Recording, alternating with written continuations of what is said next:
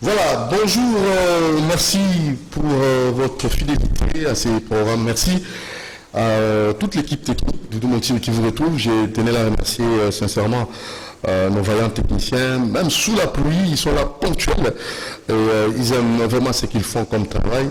Coup de chapeau à vous. Mention spéciale à Alain Kabongo, à la coordination. Mention spéciale à Romain Makonda, Romain le professeur à la programmation. Mention spéciale et aussi au web. Mention spéciale à Christian Banjolo à l'exploitation. Mention spéciale à notre très cher Olivier Toubilandou. Mention spéciale à Héritier Toubilandou. Mention spéciale à Olivier Lemuango. Voilà, et Papa Majout, voilà, qui est aussi avec nous. Merci à vous, à toute l'équipe.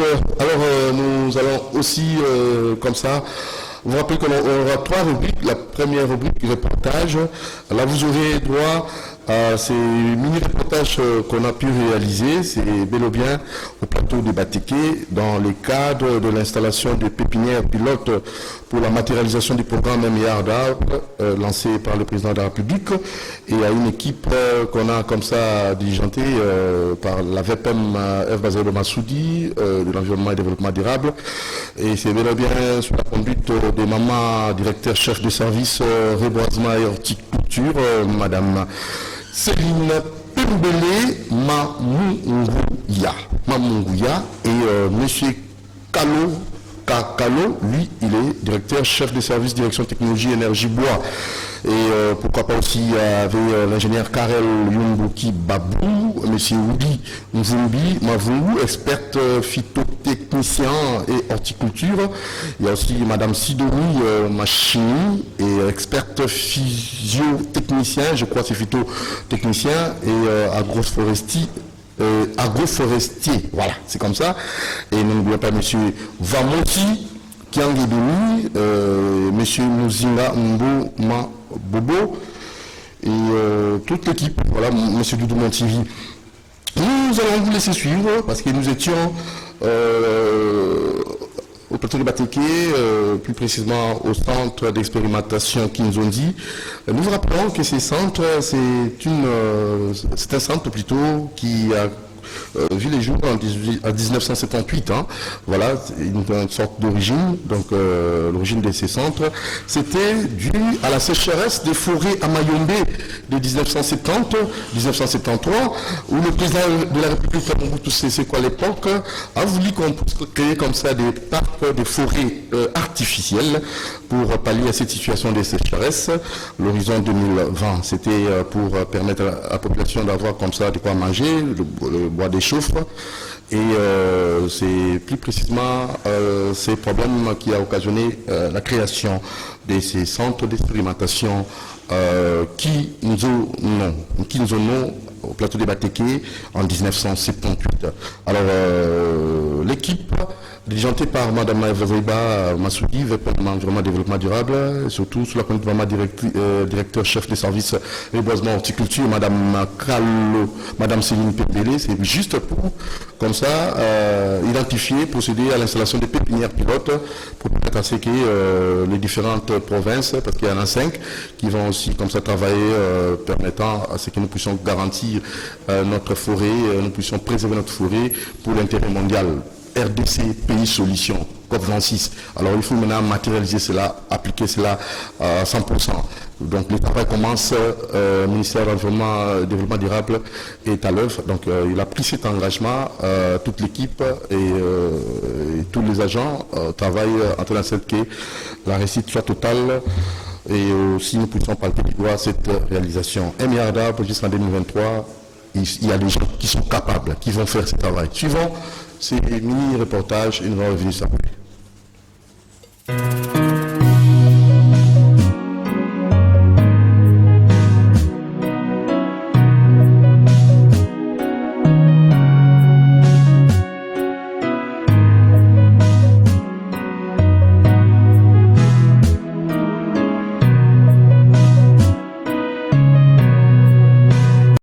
Qui est tombé en panne depuis des années aussi.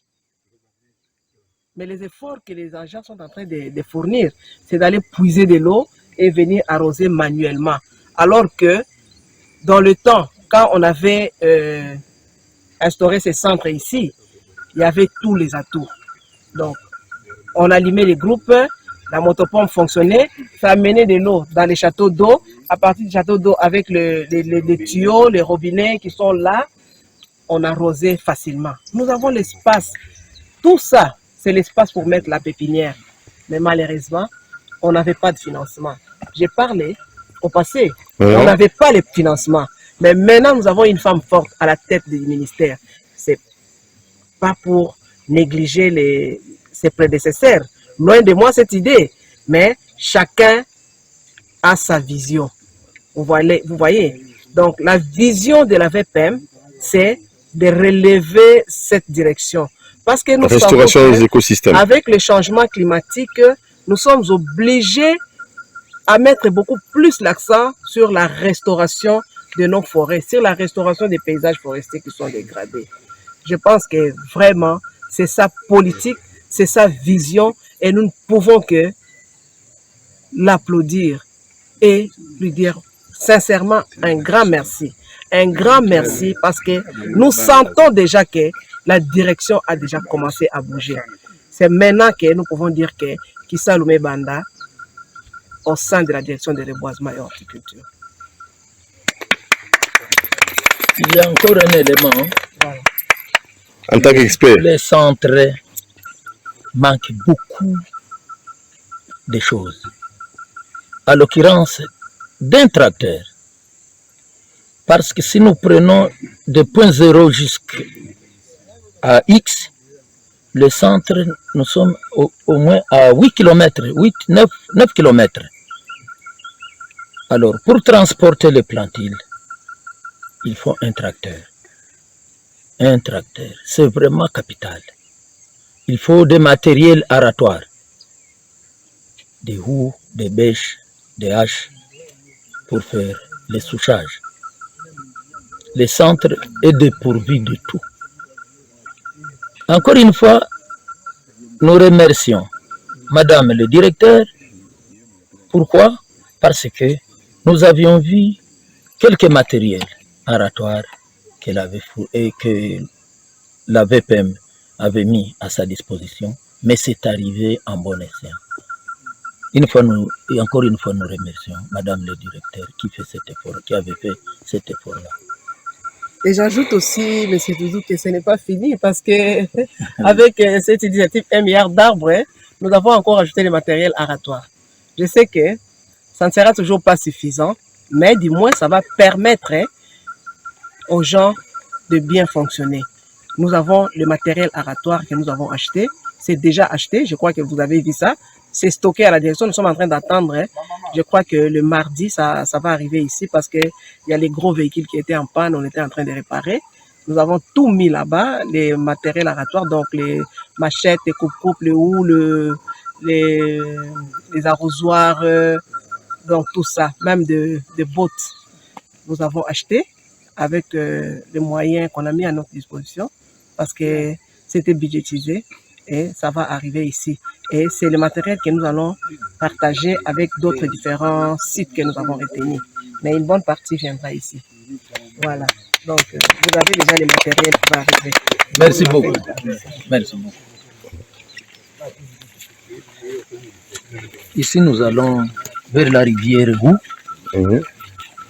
là où on a placé des motopompes qui sont en panne, mais réparables. Facilement. Oui. Si les moyens sont mis à la disposition. Comme la volonté y est. De la direction. La volonté. C'est réparable. Vous allez le visiter, vous allez voir. Nous avons une grande rivière ici. La rivière, le nom de cette rivière, c'est la rivière Roux. Où? Oui. Pourquoi où? C'est le nom. C'est notre Téké. Nous sommes au plateau de Téké. C'est notre Téké. Qui signifie? Où signifie quoi? La rivière. Angitéké, ça signifie quoi? Ça signifie, je crois, Chien. Hein, le vomissement du chien. Ah bon. Hein? Oui. En Kiteke. Ah bon. Oui, le vomissement du chien. Ok. Donc c'est une rivière qu'on peut dire dangereuse. Hein? Oh, déjà. Oui. Encore. Parce que son nom c'est Wu. Le Wu en Kiteke c'est le vomissement du chien. Ok. C'est ça la motopompe en question. La motopompe est là. C'est connecté à la rivière. Hein? Oh. C'est connecté à la rivière. Les groupes, c'est au centre là-bas, c'est ça? Hein? Oui. Les groupes se trouvent au niveau du centre. Dès qu'on aligne les groupes de l'autre côté, la motopompe ici, on ouvre et ça prend de l'eau, parce que vous voyez que c'est déjà connecté avec le tuyau. Ça ramène de l'eau dans le château là-bas. C'est 10 mm cubes. Voilà le fait. Si vous pouvez continuer avec l'explication par rapport à ça.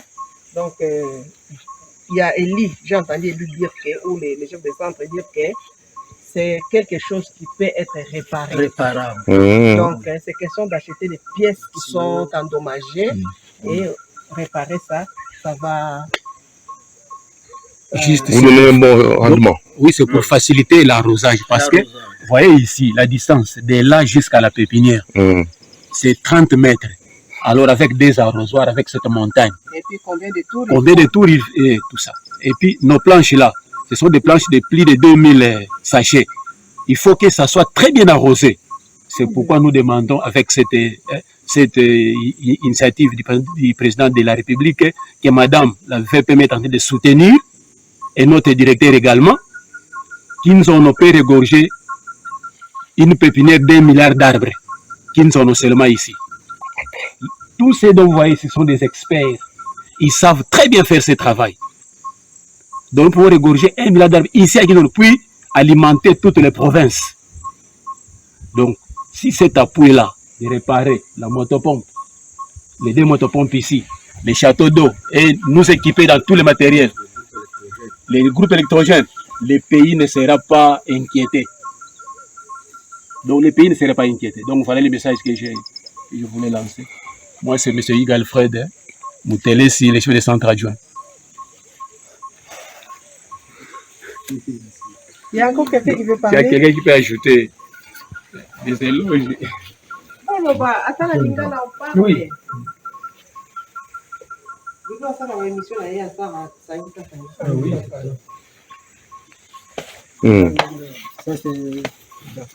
Oui, là, c'est une motopompe mécanique. Oui.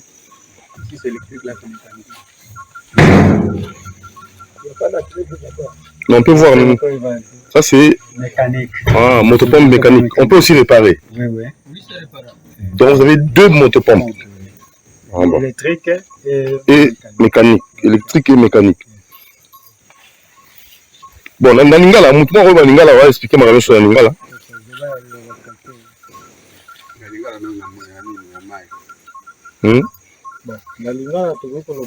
Oui, papa. Souci na bino nani? Souci na biso ezali toza na problème ya pasi ya kolongola ba arrosoir awa na mai ti esika pépinière eza toza koarrose. Ebongi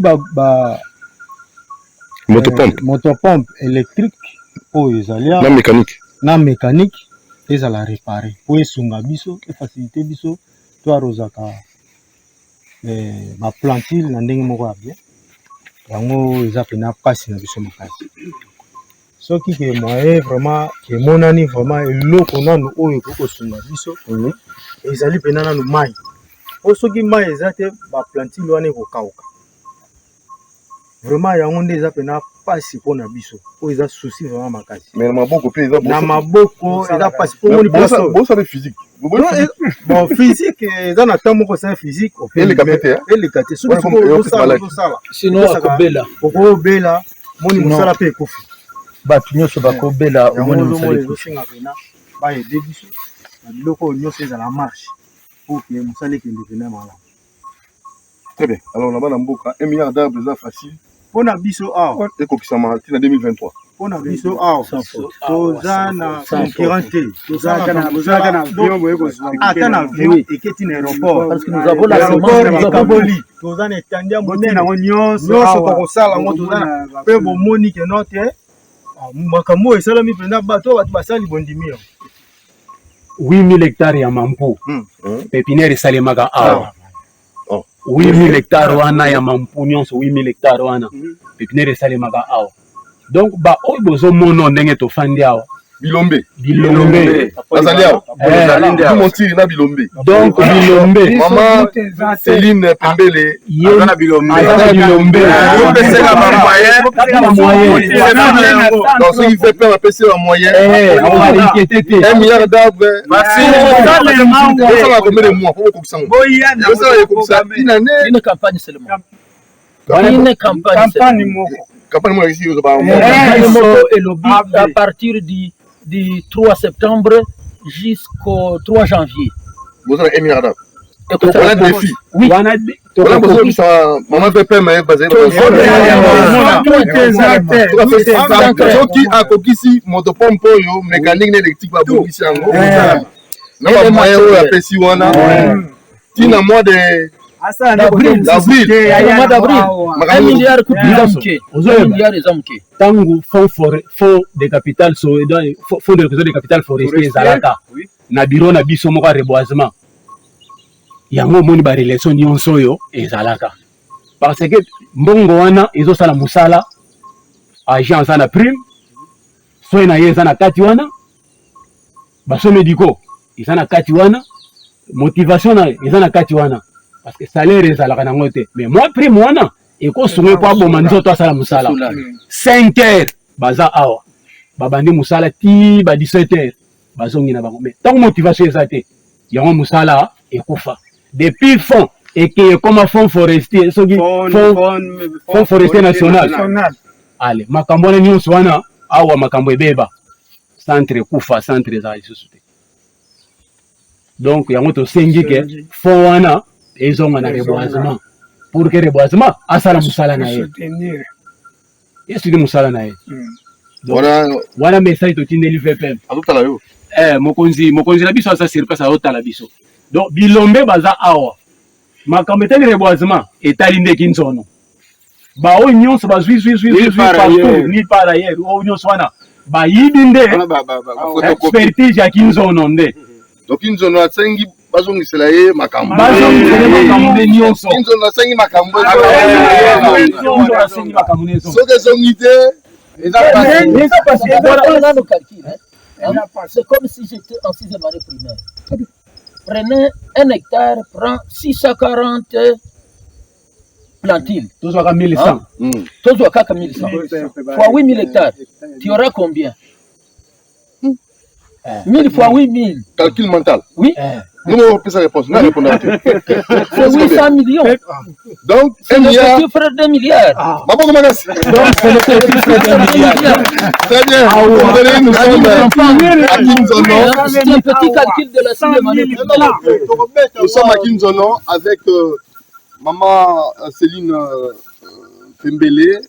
Et cette délégation est conduite par cette grande dame sous l'impulsion de notre vice-première ministre, Maman Vazaïba Massoudi. Vous comprenez, ce sont là les experts en la matière. Bazoloba, Ponesengwa Golobati, RDC, pays, solution, n'est-ce pas? Oui. Solution, comme biodiversité, sur tout le plan faune, flore, nyonsowana, na kotala kapé sous-sol, otonango bankita, celui to kopisi yango, monde, et kimia, surtout, na zamba na forêt na biso forêt ou tarapi na makambo yo bino mo ko alors sous sa forêt pour na battre la forêt il faut nini pépinière il faut nini qui nzono alors qui nzono leli oui qui nzono ça nini et alors na ngi to su kisa qui nzono sengi nini biso on ko na bino bateke na kiteke na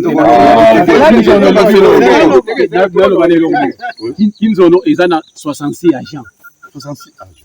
Na 66 agents na Kinzono ezali 40 46 bafuta maka 20 bafuta maka te donc ba non payé baza awa soki ke mama akosala effort na 21 ans bakota bango bazala mécanisé payé wana côté la motivation na administration côté administration donc yango tosengi mama profiter kaka na omoni directeur na biso aye na ndenge mpe délégation ya ye moko FPM ekiti na mabela kinzono tomoni ye moko FPM mpe na nzela ya média yango totindeli ye sango oyo oza 66 agent 40 cas baza payé 26 ba non payé. Alors na ba o musu bazwa mambongo ba osala mango rien na ba o ba oswa mbongo te ba osala eloko emonana to sani to pesa ba bazo osala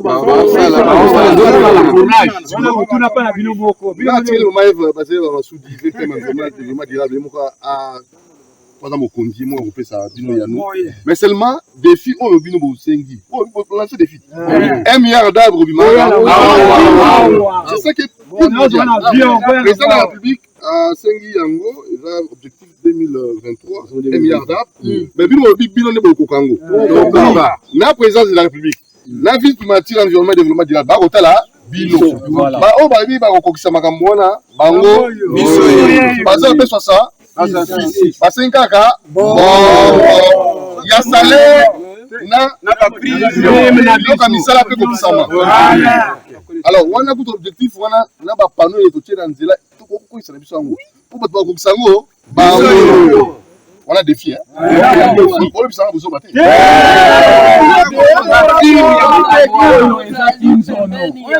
oza centre maire ya RDC bazo marché monter ozali pembeni ya oza ovandi awa na ba technicien ba expert chaque mutu na pala ye premier centre ya reboisement na République à l'époque même en 1978. Et puis monsieur Doudou Montiri, je voulais ajouter une chose. Oyebike awa toujours parler sur 1 milliard d'arbres. Oui. Mais n'oubliez pas que le 1 milliard d'arbres c'est un engagement national. Oui. Mais le pays a aussi un engagement international de reboiser 8 millions d'hectares, c'est le défi de Bonn. Il ne faut pas oublier. Voilà, donc, wana nazo yebisa yo que ndenge kaka bilombe wana baza pembeni na yo. 8 milliards 8 milliards wana kaka kinzono. Mais c'est un centre d'expérimentation. C'est un centre d'expérimentation. Donc, ceux qui vraiment, au moins une vision ndenge maman est moto pour la reboisement, assainissement de la bloc wana, hein? Mboka e monana e lata robe na ya kalawana auto da benga dans le temps kin la belle parce que nous sommes toujours dans la ville province de Kinshasa ici. Ce qui vraiment ma pesi moyen wana na direction à reboisement et horticulture na engagement national à 1 milliard d'arbres na engagement international à défi de Bonn tokolonga yango la solution à quelques mois ou à quelques jours aux autorités de décider. Merci beaucoup. La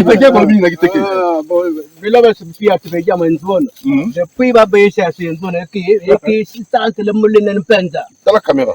Bon, et qui s'attelle le moulin en penza. Il y a un monde qui met timba qui piato, qui met timba piato, mais mam pour fournir mam pour mandoma ce piato, mais qui même pour me commander ce piato. Vous le lire les gona, là on vous selina, à Yamano ce piato, on crée une zone. Une zone frouboyeke, Bangona, ba Yama, crée une zone, na, ngam crée une zone, et ça y est, par exemple, là, toi, qui l'a monnaie une zone qui est un peu casse, Bangkok, puis va se Naninga lobini. Naninga la. Tolobe boy. Oui.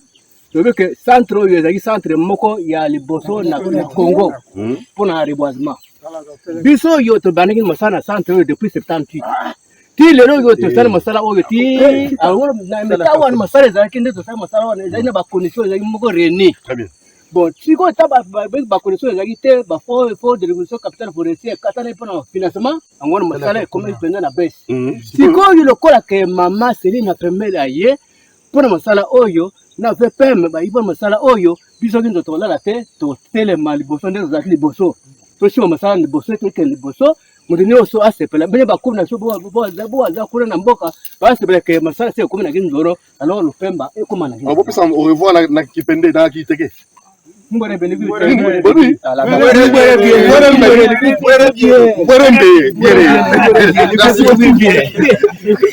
Voilà, c'était.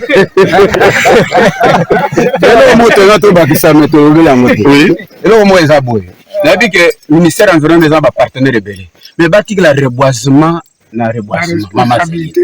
ONG Mingeza, pépinière, image, nous avons ça. Na Mama Céline. Sa financement, na Mama Céline, la direction de l'autorité de reboisement. C'est nous, le reboisement, c'est nous. Bapesa ngona bato mususu te ba ONG ba yakanda na terre mais bazo to ba image na biso on ça alors que nous sommes en publicité ailleurs. Merci beaucoup. Na ba plante ya kolona la ko sala mikala na ba singa o moni zana singa be bambu.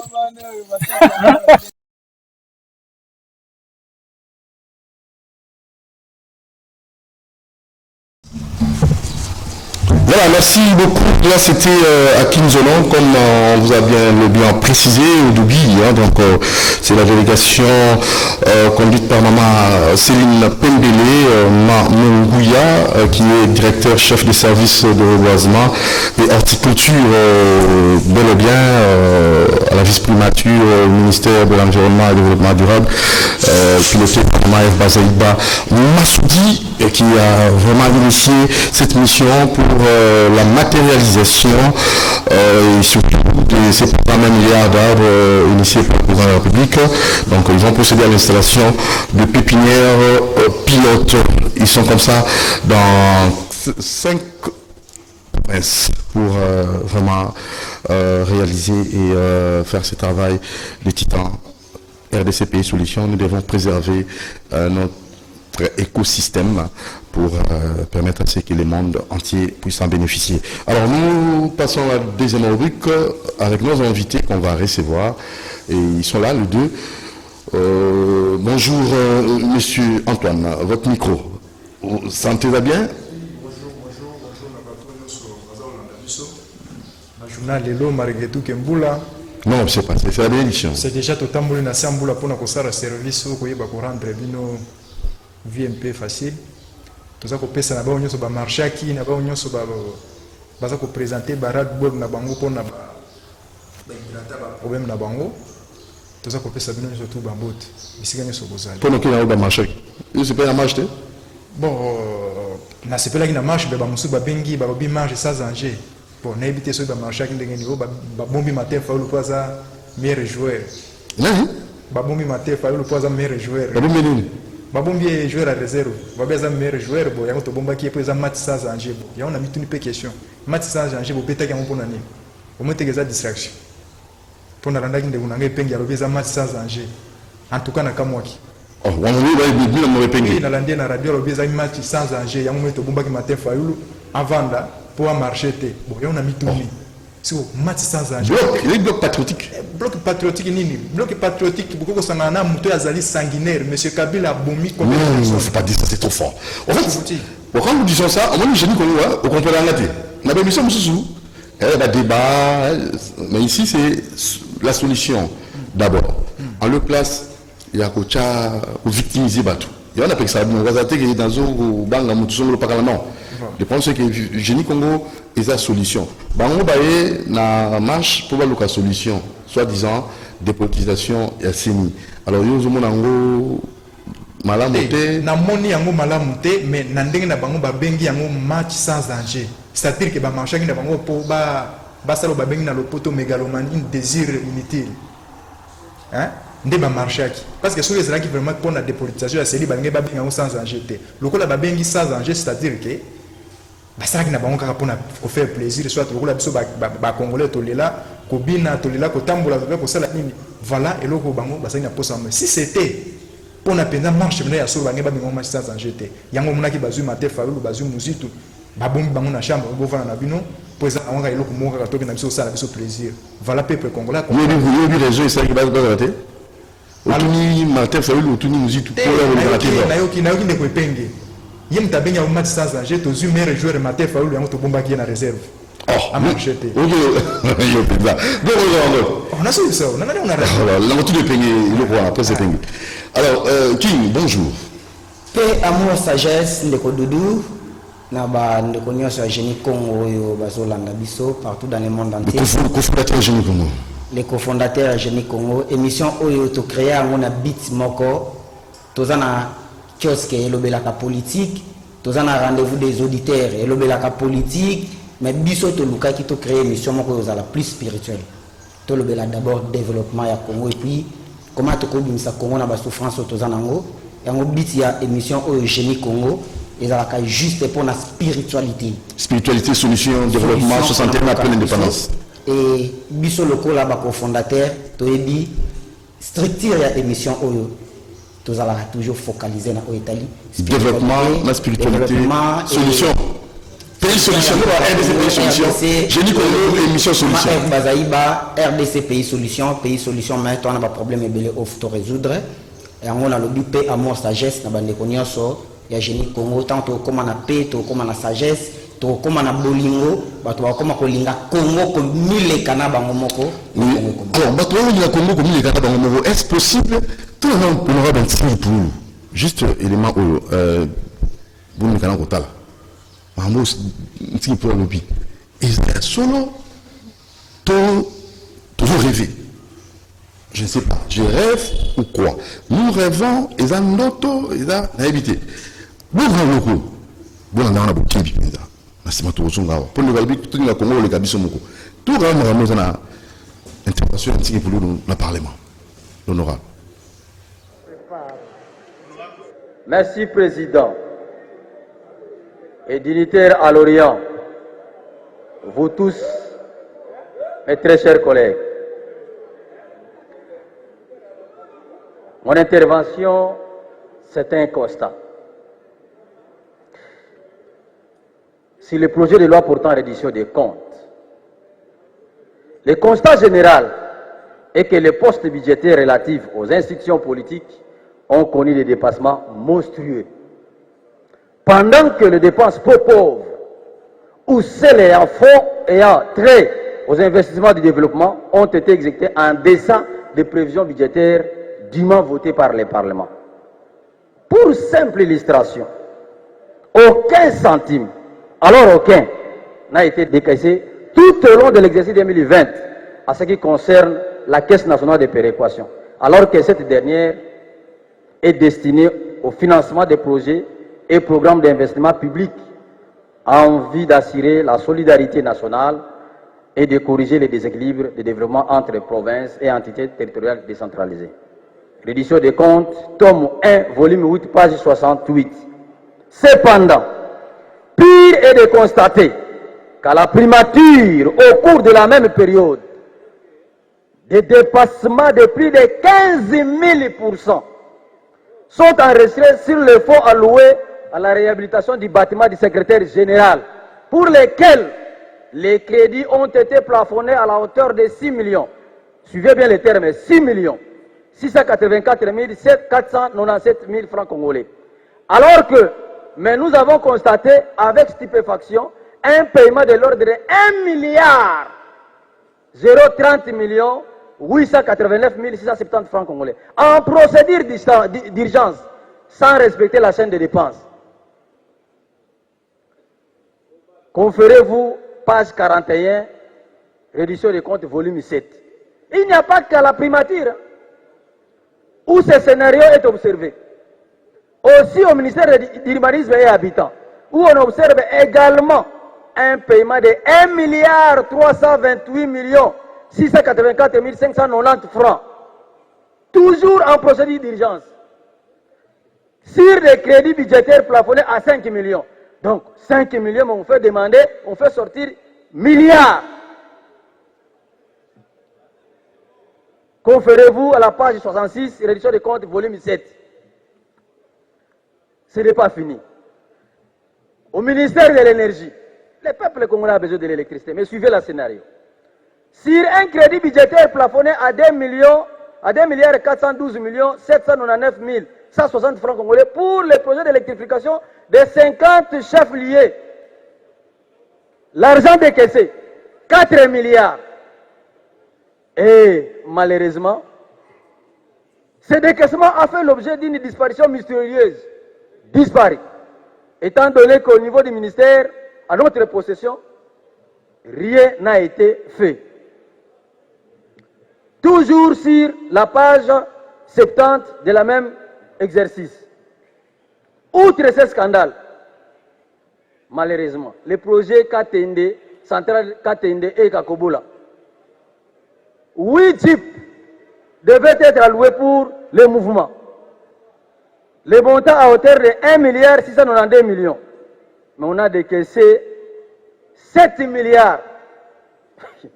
Non. Page 71 du même document. Président, ça fait tellement mal. Avec consternation, Président. Vous savez, ces habits de charges publiques à des enrichissements personnels et individuels, un groupe d'individus s'approprie de la révolution économique pour eux seuls. Et comme vous le savez, de toute évidence, le dépassement budgétaire, selon la loi relative aux finances publiques, est une faute de gestion. Qui est sanctionnée par la Cour des comptes en ce qui concerne les comptables publics et la Cour de cassation en ce qui concerne les membres du gouvernement. Sous d'autres sièges dans d'autres pays, les membres des institutions perdent leur poste simplement pour avoir pris une bonne décision mais en retard. Mais ici, des détourneurs, des voleurs sont respectés, périmités même. Président, là, le changement est une loi. Changer la façon de faire. Nous devons changer. Ce n'est pas possible. Et ça mène au découragement collectif. C'est comme ça que les fonctionnaires sont découragés. C'est un comportement qui a découragé le peuple congolais.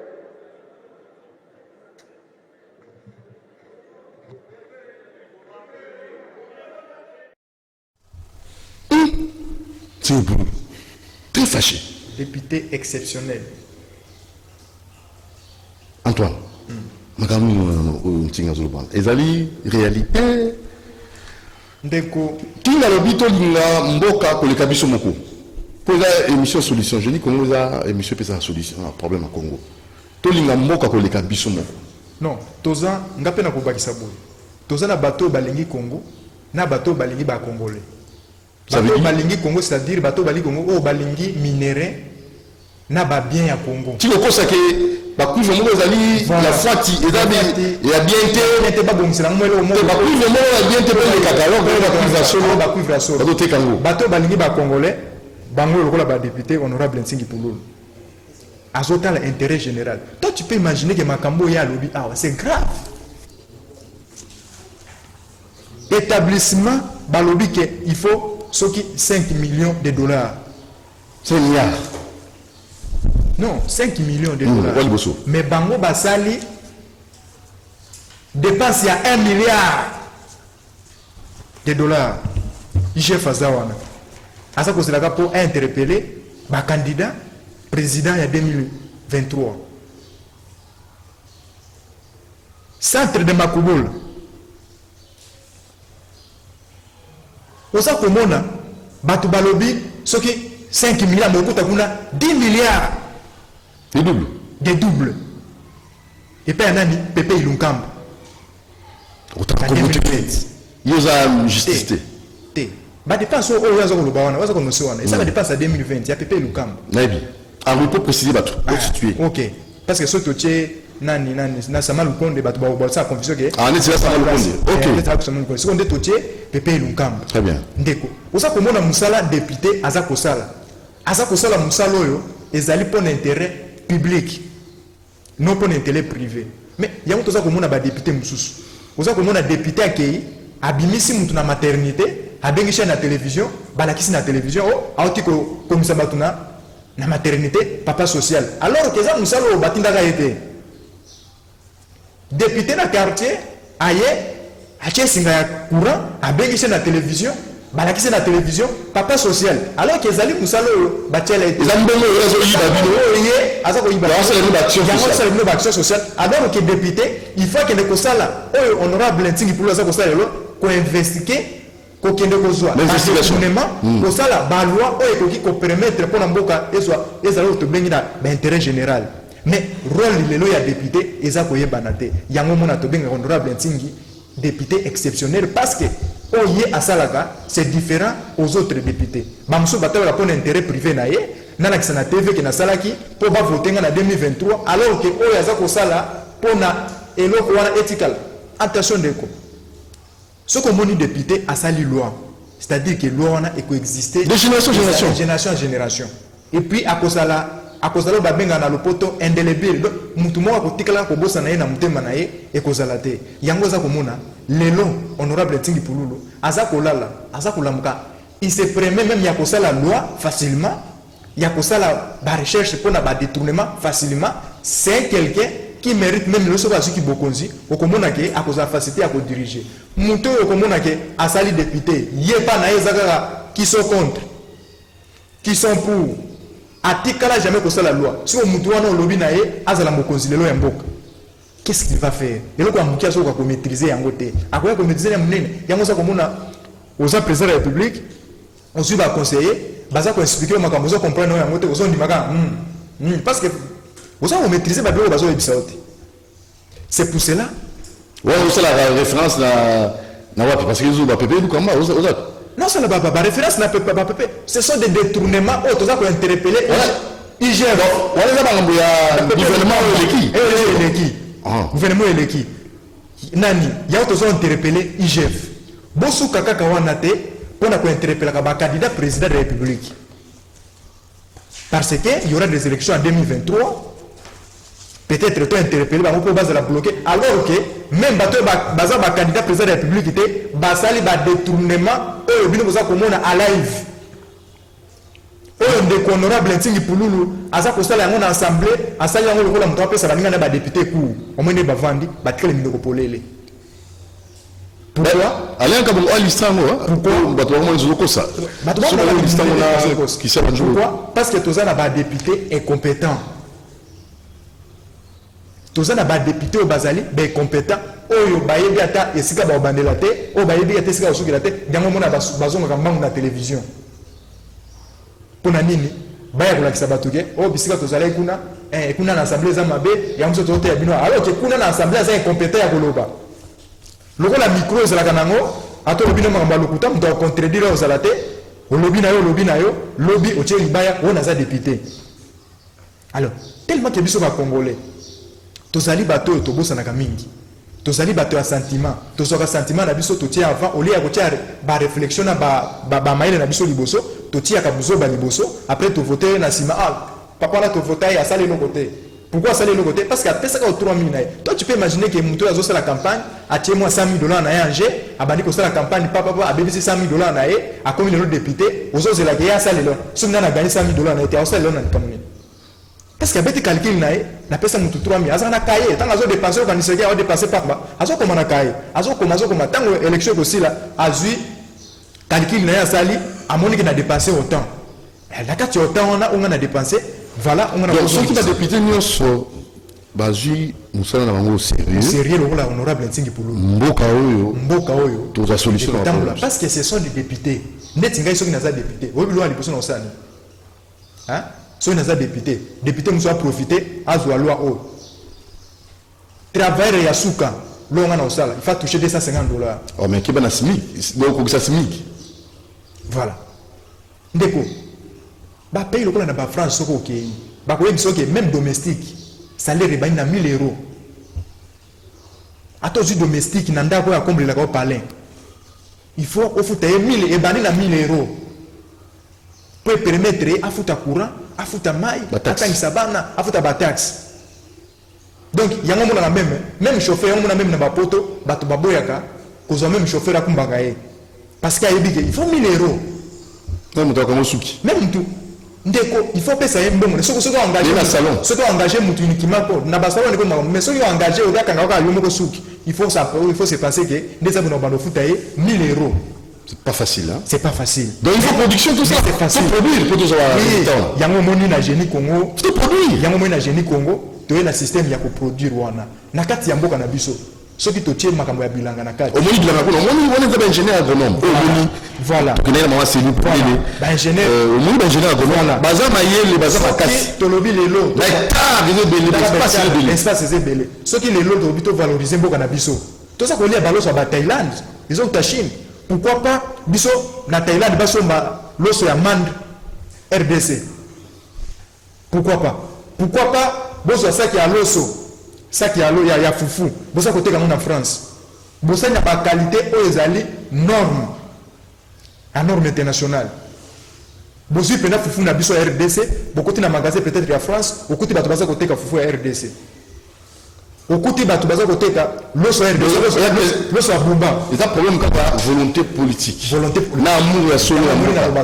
Il y a un moyen de tourner le causu, double, 4 milliards, 8 milliards. On sait un bon moment. Aujourd'hui, moi, si mon go, on loger la ville,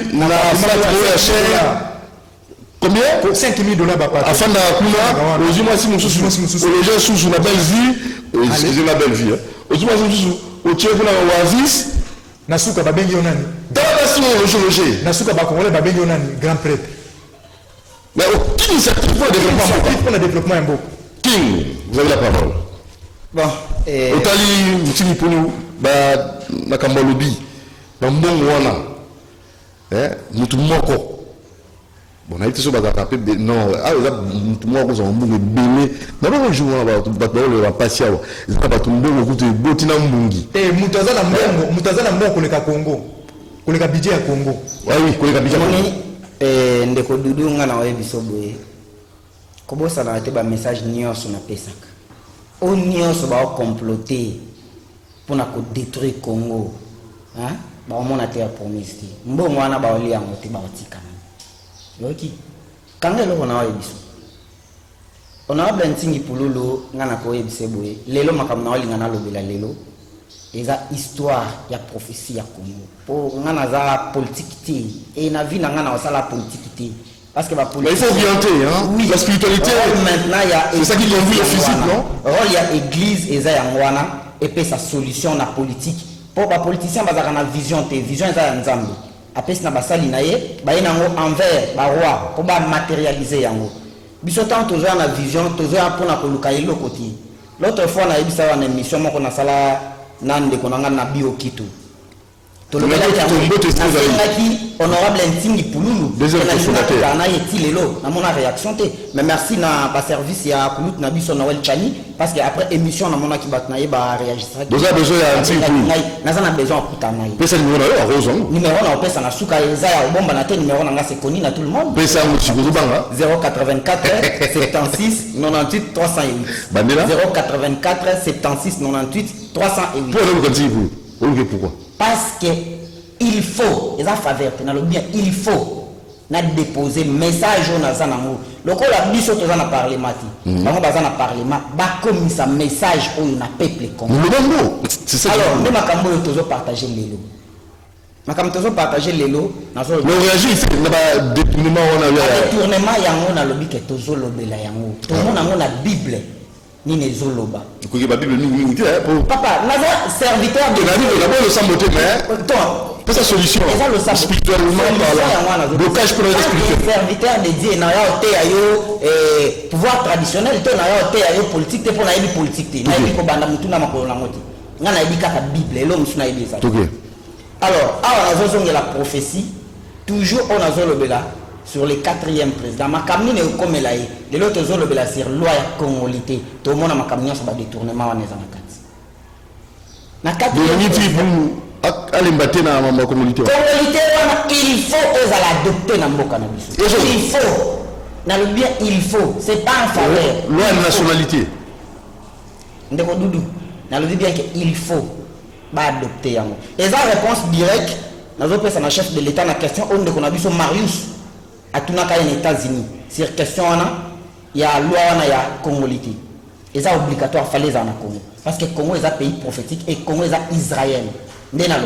Pourquoi Aza le seul chef d'État congolais ou à tout flair na cimetière ya Christ et Christ pourquoi ça l'yango Aza la mission à accomplir pour la Congo mais juste là bateau dans l'entourage ne va soutenir l'autre fois mais na le baron à chaque fois non libération du peuple congolais, libération du peuple africain. Simon Kimbangu lobby sur le 4e chef d'État. Oya koya makambo ye akoya kosala pour na mboka. 4e chef d'État même. Na le bango même fois c'est Félix Tshisekedi, c'est les 4 pouvoirs du Congo na l'Aksango awa. Le 4 pouvoirs du Congo na l'Aksango à chaque fois. Mukongo, Mongala, Muluba, pe Muswahili. Et ça 4 pouvoirs au Congo yangwana. Et c'est lui le 4e. Yende atekocha flair na cimetière ya triste. Donc il fallait accomplir prophétie. Mais avant de tourner dans le bateau, il y a une vision prophétique à Congo. Elles sont sur le plan spirituel, elles sont sur le plan politique. Les lois maintenant, histoire à Congolité, on a Lingana Loba, réponse Nina Ope Sabango, Nathan la Bango d'abord, message au Simon Kimbango Loba, et Simanango Tozonga Nakati. Alors, libre sur le 4e président, le 4e chef d'État, homme très calme et discipliné, il aura une tâche très difficile pour regrouper le pays et mettre fin au foyer de tension. Au moment où la tâche est difficile, le détournement, pour la possibilité, ça va faciliter. Et mettre fin au foyer de tension. Et fin au foyer de tension, il serait aidé et aura beaucoup d'argent. Il aura beaucoup d'argent pour reconstruire les Congo, qu'il dirigera avec probabilité. La sécurité serait garantie pendant son règne. Sécurité Kozala. Il y a un moment où on a vu état de chaise. Pourquoi on a vu état de chaise? Parce que les politiciens ont dit qu'ils ont dit état de chaise.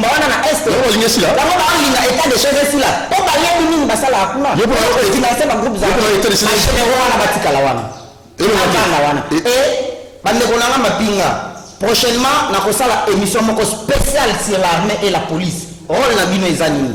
Mission nini nzamba osenga na armée ya Congo. Bino nyoso bozolanda nga bana basoda na kan Fungula, na kan Chachi, na kan Kokolo, na kan Seta, kan Badiadini, kan Mobutu esika na kola.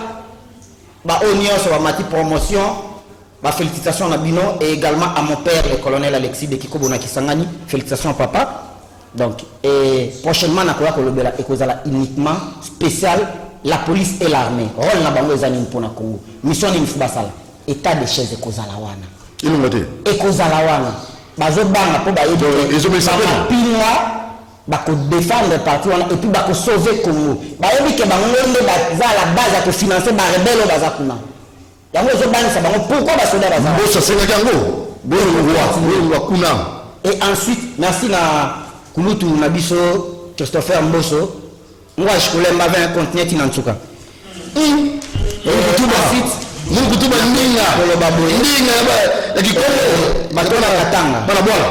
Kisangani, Chibote, tukwe nyuma ya chef de l'État. Bande kunanga ya Équateur. Congo eza kwa appartenir na mutute. Eza abisonyos. Bana betons ba mukasai. Hein? Salutation à Bino. Alors on a aussi les saboués. Si ça pour nous pas maloba. Là il dit nous n'aurons plus des esclaves, chacun découvrira ses véritables origines. Simon Kimbangu le bana président à Elisabethville. Donc pour le 4e prophétie à Kimbangu. C'est Félix Tshisekedi. Mais jusqu'à là avant la bateau va éviter, même il n'y a pas éviter que c'est lui le 4e président. Oui, je n'ai. À éviter. Pour ce cas il y a qui mais déjà Makamoto le bas Doudou ngana to sali émission comme ça. Dans le matin et là on est battu. Tout ça pour l'émission. Je dis que nous la solution pour nous.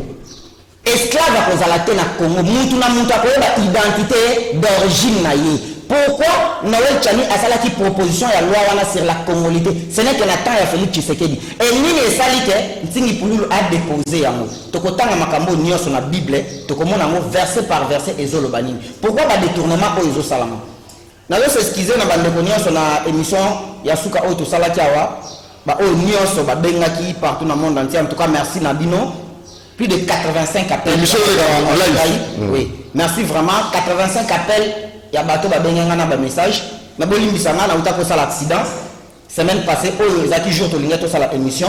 Donc, ils ont quitté. Donc, il y a un accident. Ils ont bon, c'était ça le problème.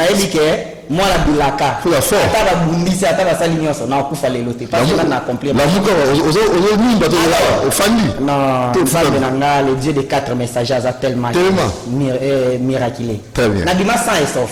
Ah. C'est là que niveau d'accident dans ça là, on dit mais ça c'est là que juste de le col au monde a pas blessé. Là il faut la souba pour qui m'a mission. Donc na qui m'a quitté na avec na problème. On va pas le couleur. Mutu na mutu akoye ba identité d'origine na ye.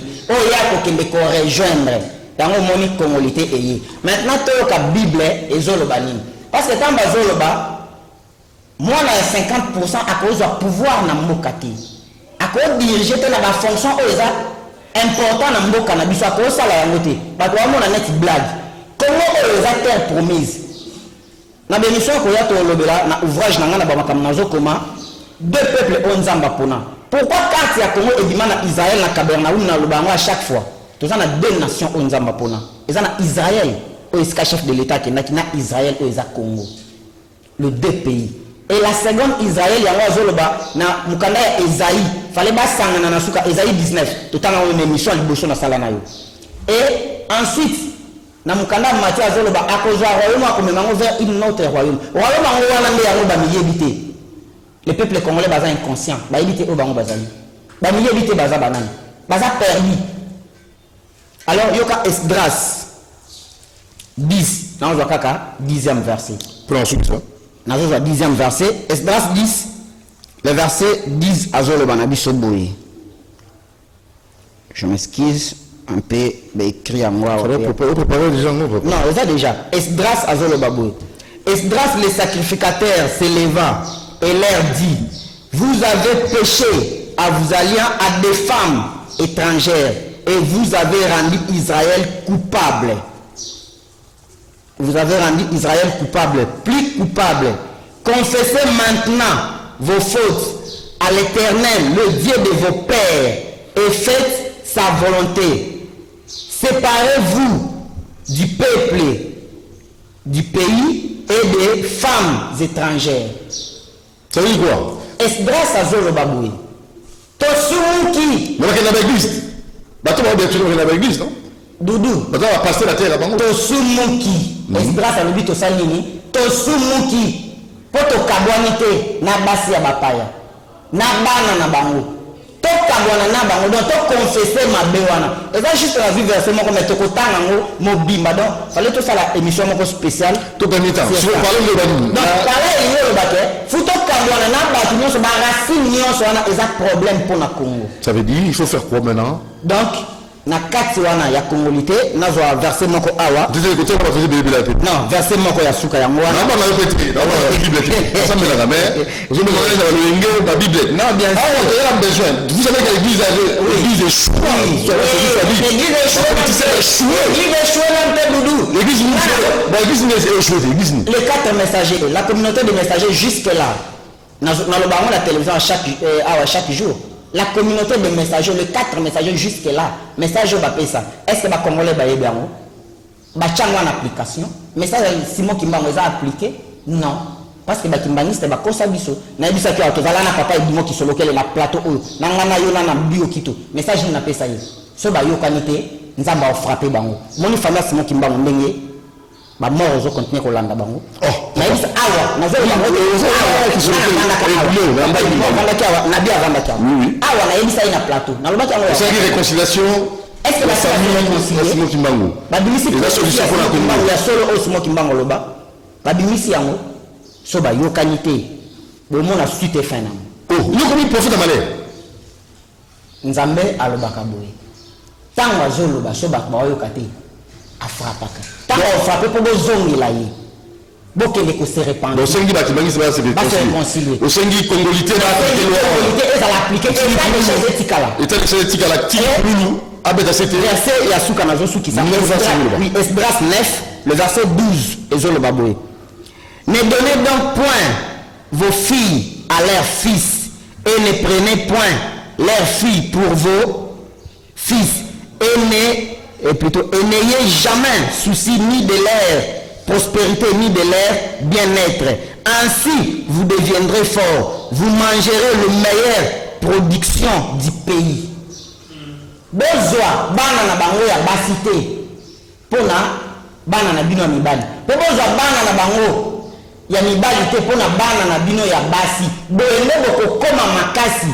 Po boko lia biloko ya malamu ya mboka na bino pe bokotika yango na ba génération future na héritage pour na bana na bino. Donc ce que nous sauver Congo, Congolité, il faut les appliquer.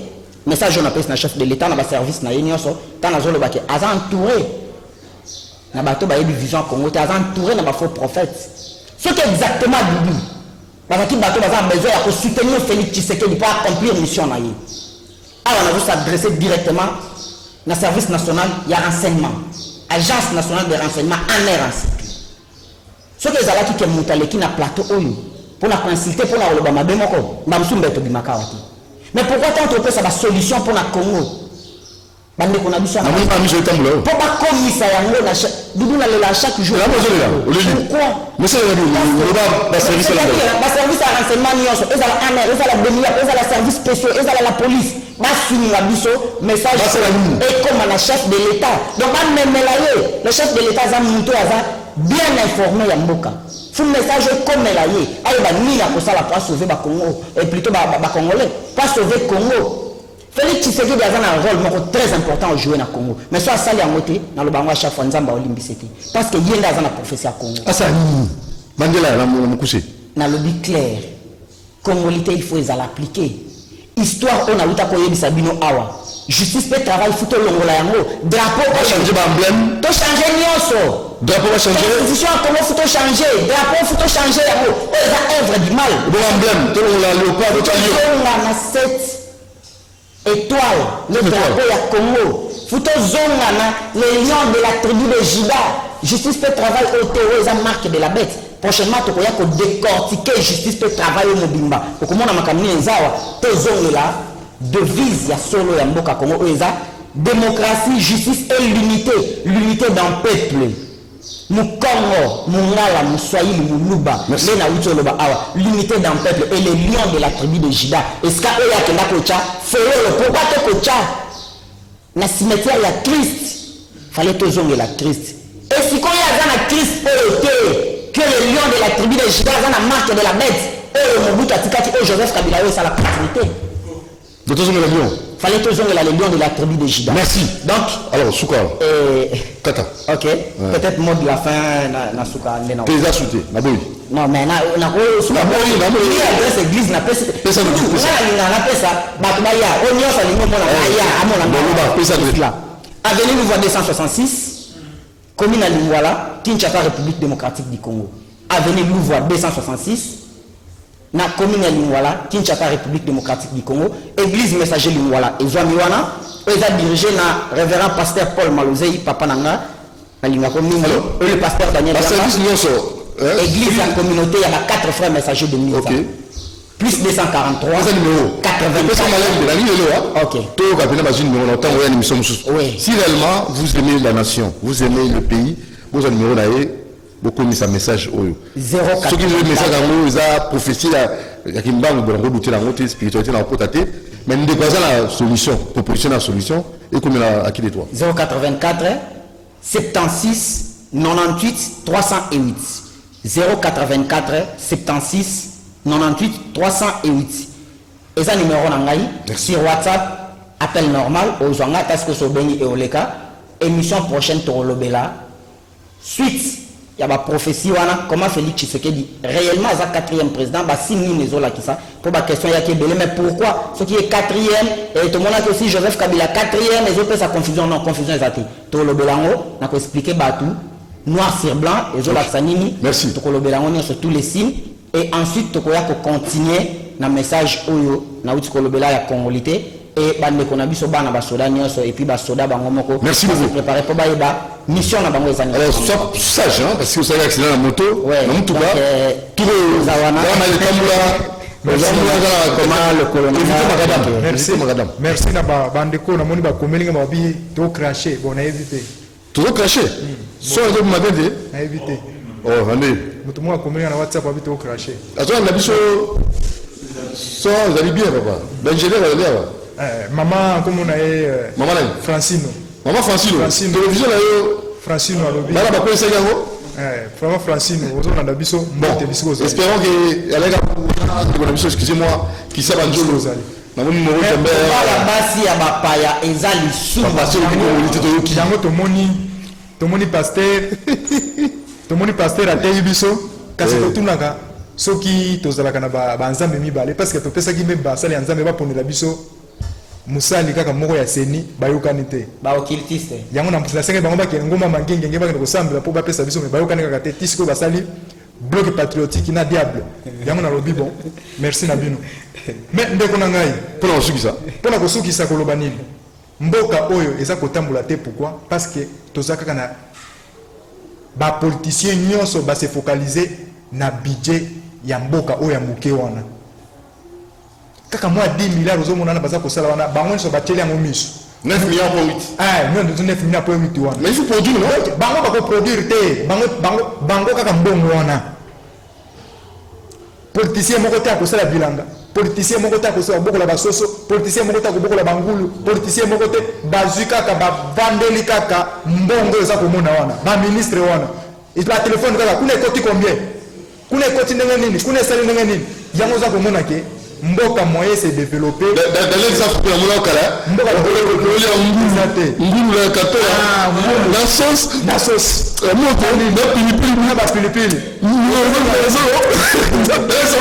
la personne mboka siko de kala amuna basudi ke monsieur député petit momo ya français a pour na se kaibisa obi oya koyeba te merci azumi wa français on a rekata dictionnaire so ngana tangi pe na koyeba te bon la distraction eza ndenge wana na mboka na biso je crois que monsieur moko tosalaki dernièrement wa bakalobi balandaki biso mingi mais écrachaki kaka chaîne nini monsieur yango ça na tolobaki ke chaîne ya bamba le président wana le même mobile c'est différence na ba politicien ba to wana ba écraché balandi kiosque balandi rendez-vous na biza moko kaka mutu moko TV na ekoyaki abuma bumisa TV na wana Jean-Pierre Bemba Zali et le même mobile grand politicien immortel donc aza toujours wana pona koloba nini oza komona ba chaku mususu baza koloba o balobi muyaka zule 30 bayaka balimbisa ngai alingala kisa batutuke ngani mutu nazwi mais soki alobi okomona kongo momeko ningana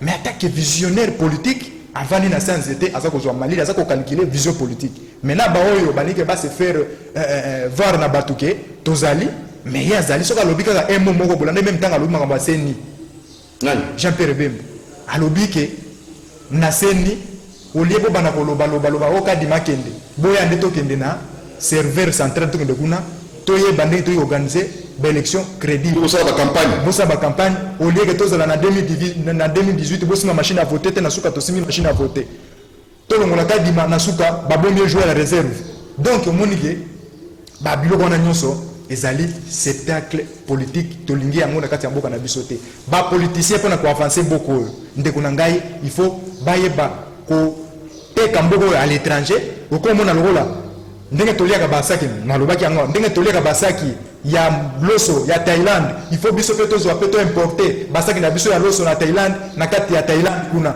bazwa baba même ba fufu na biso basa na ba meilleure qualité okoti na magasin ya na France okuti bazoteka fufu ya RDC na kati ya France osa komona okuti loso ya RDC na kati ya France noke bango ka ba importer ka biso to importer ke pa na bango te mboke kotika na téléphone ko développer ndenge wana na kati ya numéro ya téléphone na bo tout bazaka na posa ya kokuta na biso pe ya kosola na biso plus 243 948 91 77 plus 243 948 91 77 numéro ya WhatsApp yango wana bo continuer toujours kosolola biso ba jeune il faut toza la vision pour toza soki tozala ki penza ba jeune ya solo tongeto kende ko soutenir bloc ya Kabila ya zali assassinat ya ba congolais te ça c'est trop fort pas tout ça celui besoin de plainte pourquoi tu vas plainte oui papa pas on suit ça bon na nina suki saboye na eloko yo bosengi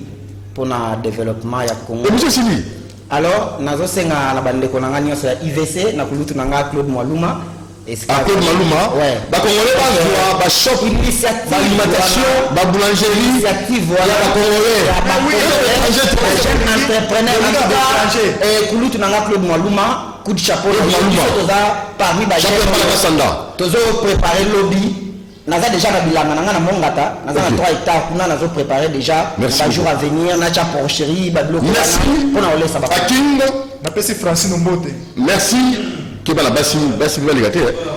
Merci Antoine Koufé militaire Antoine Ndoye président de la République. Antoine Félix Tshisekedi le président de la République. Merci beaucoup Nabande ko balandi biso plateau za ko na bino pour la solution na Mamba Congo tout ce qu'on a lingala pour bateau sur le biso pas qui solution où t'as pas na biso ba congolais surtout le Congo tika ko détourner papa bando comment expliquer vous êtes en fait vous êtes moyibi ba voleur détournement moyibi alors on est à la plateau au bengi na plus 243 89 61 52 634 plus 243 89 61 52 634 tina 2050 150 anti ko musica jeunesse aux Hollandais. Donc vision, tu as 2150. Jeunesse n'a pas de comme ils ont état, ils ont la commission. Tout à fait, tu as 2050, 150 000. Merci Olivier Longwango, héritier Toubilandou, Moron Djambe, Alain Kabongo, Romain Makonda, Christian Manjolo, Toudou Montiri. Rendez-vous